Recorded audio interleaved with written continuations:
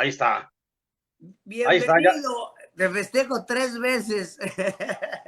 Gracias, Pedro. Gracias, muy amable. Gracias, Dore. Pues mira, es que la tecnología ya ves que no funciona luego, pero bueno. Oye, estuve a punto de empezar a contar chistes. Tú sabes cómo es esto de el ad libitum, ¿no? Claro, De que claro. yo sabía que te iba a tener a ti, entonces dije, bueno, pues aquí me echo una introducción. Pero bueno, el gusto es tenerte, Jesús, Gracias, Pedro, por la aquí con invitación. nosotros. Y estaba yo hablando un tanto de tu historia, de quién eras, de que has escrito libros muy interesantes, un libro sobre Genaro García Luna, licenciado, y ahora este libro que acabas de publicar sobre el fiscal imperial que involucra directamente al fiscal general de la República que está inmerso en una cantidad de escándalos que ya no los podemos ni contar con los dedos de las manos. Claro. Y me preocupa mucho ver las declaraciones que has hecho últimamente sobre las amenazas de muerte que tienes en tu contra. Y te pido que levantemos la voz, hablemos de ello y denunciemos lo que hay que denunciar y toquemos los temas que tocas en este libro tan interesante que recomiendo que lo compren.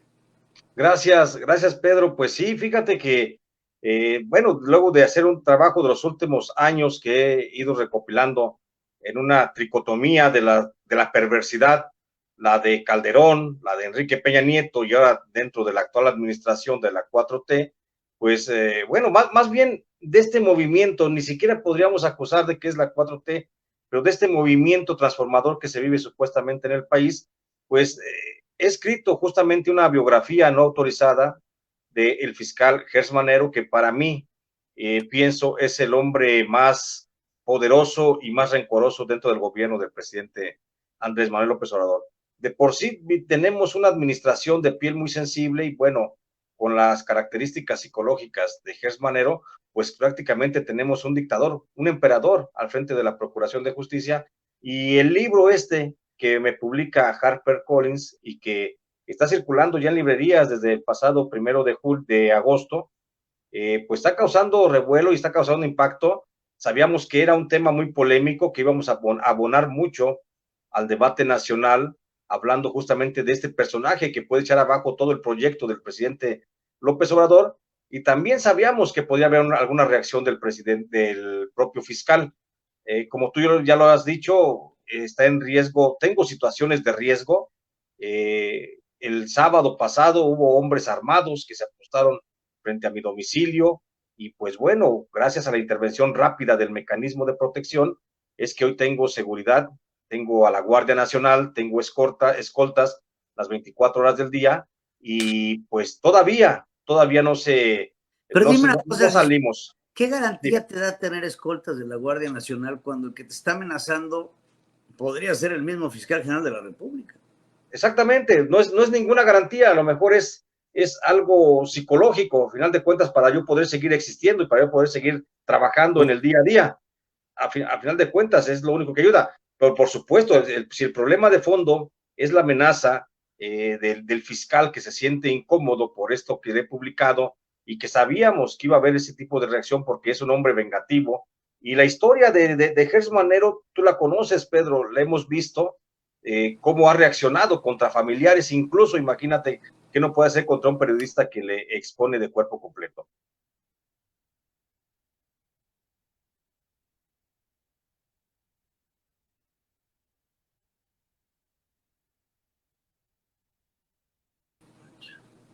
Ahí estás, perdóname. Le hemos visto la historia de Alejandro Gertz sin lugar a dudas. Hablemos un poco de esta historia de Alejandro para que la gente se entere, ¿no? Digo, yo ubico a Alejandro Gertz Manero, vamos, yo personalmente, como el secretario de Seguridad Pública de Rosario Robles. Es ahí donde Exactamente. empezó a llamar la atención la presencia de Alejandro.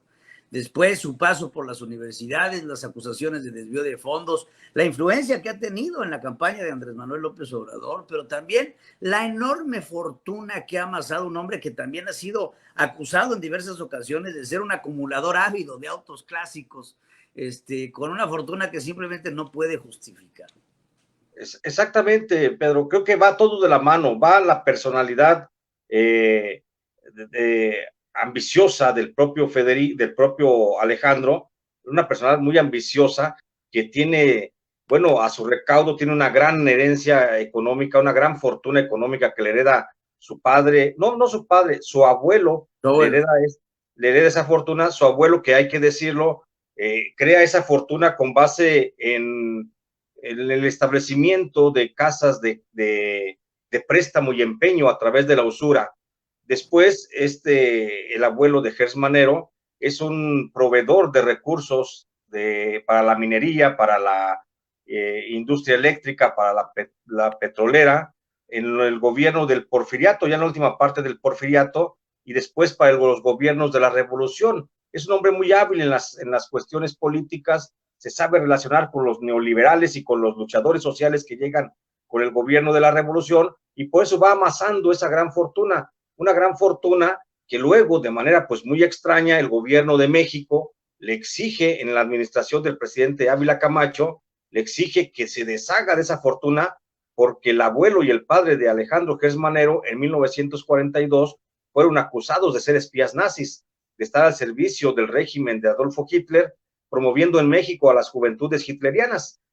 Esa fortuna íntegra del abuelo, millonaria, es la que pasa directamente a Gers Manero cuando tendría 4 o 5 años de edad, y su hermano Federico a lo mejor tenía 12, 13 años. Entonces, de ahí viene todo eso, y esa fortuna, el cuidado de esa fortuna de Alejandro Gers Manero es lo que le va a mover para meterse en las cuestiones políticas, para ser un trapecista político, y lo vamos a ver transitando en administraciones priistas, panistas, perredistas, de la Cuarta Transformación, como diputado del Movimiento Ciudadano, porque justamente gracias a esa fortuna le ha permitido financiar muchas campañas, diversos movimientos políticos de los que siempre ha sacado raja.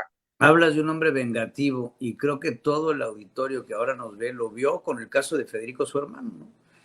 Claro. Esta mujer a la que decidió meter a la cárcel, que resultó ser inocente y que la metió a la cárcel a la mala. Los hijos desesperadamente, un caso del que acabamos de ver el resultado de ello, ¿no?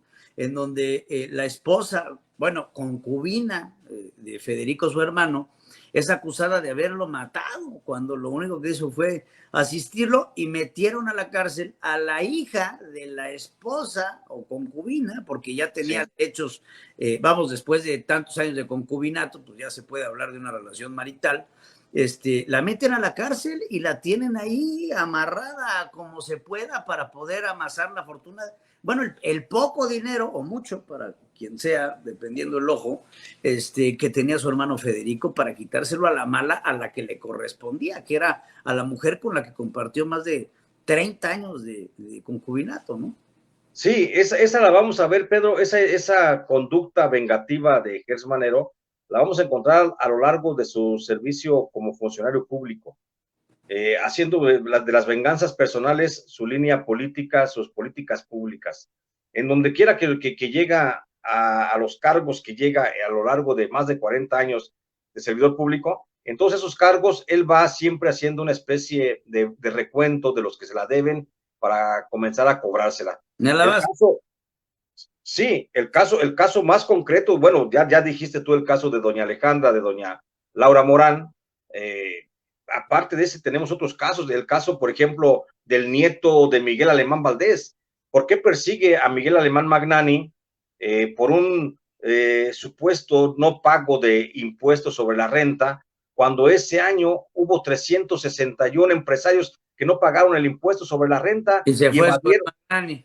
Y nomás se va contra Miguel Alemán Magnani. ¿Por qué? Porque Alejandro Gers tenía la espinita, la venganza, porque Miguel Alemán Valdés fue secretario de Gobernación de Ávila Camacho y fue el que hizo la persecución política contra su padre y su abuelo, y fue el que los catalogó como espías nazis. Entonces tuvo que esperar casi 70 años Gers Manero para cumplir una venganza de familia, y por eso va contra Miguel Alemán Magnani, le aplica la ley como debería ser, pero de 361 casos que había, nomás a Miguel Alemán Magnani fue el que persiguió, y hasta que lo obligó a salirse, retirarse del país. Ahora, Ese es. sabiendo todos estos casos del fiscal imperial, ¿por qué el presidente López Obrador no exige su renuncia, Jesús? Digo, los casos son evidentes. ¿Te acuerdas? Claro. Digo, le pongo al auditorio nada más casos de la 4T, ¿no? Para refrescarles. fue el fiscal que le entregó al presidente un cheque de que eran 2.200 millones que rebotó y que resultó ser producto de una extorsión a empresarios que eran desarrolladores de casas. Y le dieron un cheque al presidente para la rifa del avión y que el cheque rebotó. Por ponerles un caso, es el mismo fiscal que encaró a Rosario Robles y le dijo: apégate al criterio de oportunidad y te dejo salir, pero aviéntame de boca a alguien. Y Rosario Robles lo relata en una carta donde dice: a mí vino Alejandro Gertz Manero a quererme sacar la sopa por medio de la tortura psicológica, porque la tortura no siempre son fregadazos. A una mujer que aparte de todo fue su jefa. Sí, y hay una venganza, Sí. hay una venganza. Recuerda, Pedro, que Gertz Manero llega a ser secretario de gobierno, perdón, secretario de seguridad con Cuauhtémoc Cárdenas, porque Sí. le financió justamente a Cuauhtémoc Cárdenas el nacimiento del Frente Democrático Nacional, que fue la génesis del PRD. Correcto. Cuando Cárdenas rompe con el PRI y con gente como Porfirio Muñoz Ledo, con Andrés Manuel López Obrador, Ifigenia Martínez, Eberto Castillo, que se suman y ya hacen el Frente Democrático Nacional, lo financia Alejandro Gertz, pero luego, aparte de ese financiamiento, bueno, pues él lo cobra y se convierte en el secretario de Seguridad Pública del gobierno perredista de Cuauhtémoc Cárdenas, de la Ciudad de México. Después choca con la misma Rosario Robles, cuando Rosario Robles hereda el cargo, y bueno, ahí es cuando choca, porque justamente hay un conflicto, y este conflicto lo cuento ahí en este texto, no quiero ahondar mucho para no estropear la lectura a la gente, pero ahí es donde justamente choca por la presencia de Leonel Godoy. Leonel Godoy Sí. Rangel también choca con Gertz Manero, y luego vamos a encontrar que Gertz Manero está detrás de la captura, del intento de captura de su hermano que estaba relacionado con la familia michoacana, pero que es una persecución también Del política hermano dentro de de lo que cabe. Leonel, claro. Sí, sí, o sea, toda esta historia, todo este entramado de Y cuando Gertz Leonel Godoy Manero fue gobernador de Michoacán, ¿no? fue gobernador de Michoacán, Leonel Godoy, por supuesto, y por supuesto un perseguido, a final de cuentas, de Gertz Manero. A Leonel Godoy lo persiguió Gertz Manero y lo tiene en la mira, ¿eh? Lo tiene en la mira, por supuesto. Entonces, te digo, esas cuestiones históricas y perversas de este Ahora, personaje ¿por qué que lo vamos a ver a lo largo. ¿por qué lo protege el presidente? Cuando No, vemos estos atropellos, tu libro es clarísimo. Es más, es una Biblia de lo que ha sido gracias. la vida de este señor. Entonces, y aparte es una Biblia documentable, Jesús. Lo que Sí, dices pasó, no lo estás pasó. inventando. No, por Entonces, supuesto. esto a lo que voy es por qué el presidente protege un personaje como este, porque tan fácil sería, ¿eh? Cambiar al fiscal, poner a alguien que sea más confiable. Bueno, el Sí, caso también que vimos las negociaciones que se dieron con el papá de Emilio Lozoya, con Emilio Lozoya Talma, ¿no? Estas sí. conversaciones que dan a conocer del fiscal y de su subfiscal, hablando de cómo tenía que proceder en el caso de Emilio Lozoya, deberían de ser indignantes y deberían de haber causado ya en cualquier otro lugar del mundo la renuncia de este personaje. Sí, lo que pasa es que aquí, Pedro, estamos viendo a un presidente, Andrés Manuel López Obrador, pues muy dado a su naturaleza de agradecimiento, es un hombre bueno, a final de cuentas, yo así lo considero, y justamente le gana esa bondad y eso no le permite ver la perversidad del fiscal Alejandro Gertz Manero, y entonces le agradece mucho, López Obrador le agradece mucho a Gertz Manero el que le haya financiado, porque eso es también algo que señalo en el libro. Gertz Manero fue uno de los empresarios políticos, empresarios de las élites altas mexicanas que financiaron el movimiento de la Cuarta Transformación en las 3 campañas electorales de Andrés Manuel López Obrador. De alguna forma o de otra, allí estuvo el dinero de Gertz Manero y hoy se siente, por supuesto, el presidente debe sentirse seguramente agradecido de que Gertz Manero haya apostado su capital económico a su proyecto cuando nadie daba un peso partido por la mitad por el proyecto de López Obrador. Entonces, yo pienso que es el aspecto de gratitud del presidente lo que lo hace que lo mantenga y que desde su punto de vista, Gertz Manero sí sea un hombre bueno e intachable. Pues nos está costando mucho la gratitud del Sin duda, presidente de México. Pues mi sin querido duda. Jesús, no nos queda más que seguir abriéndote las puertas en estos espacios Gracias. pedirle a la gente que esté muy al pendiente de ti, porque lo estamos, lo sabes, Jesús, Gracias, lo sé. aquí en Central te deseamos todo lo mejor siempre, y aparte de todo nos encanta tu forma de escribir. Yo Gracias. personalmente he leído algunos de tus libros. Del fiscal me lo tengo que aventar. No he tenido la oportunidad de ir a comprarlo, pero tenlo por seguro que lo voy a hacer porque lo quiero leer, porque me interesa la historia y porque no queremos seguir teniendo este tipo de atropellos. Por supuesto, estaremos pendientes de ti y de tu seguridad, haciendo Gracias. responsables a los que merecen ser responsables en algún momento que te llegue a pasar algo, porque este es nuestro oficio, Jesús. Y a veces ser periodista en México, mira que se requiere talante. Vaya que se requiere de mucha paciencia y tranquilidad. Pues te agradezco mucho, mi querido Pedro, como siempre, agradecido por este espacio, por esta posibilidad de platicar. Y qué bueno que en México los periodistas nos cuidamos entre periodistas. Te mando un fuerte abrazo, Pedro. Igualmente, Gracias. gracias Jesús, gracias por estar con nosotros. Y bueno, pues miren, hay que ponerle atención a este tipo de escritores que tienen experiencia en lo que hacen, que hablan con la verdad y que hablamos sin miedo, porque eso es lo más importante que tiene el noble oficio del periodismo, las ganas de compartir y de hacerles saber a ustedes lo que en realidad pasa.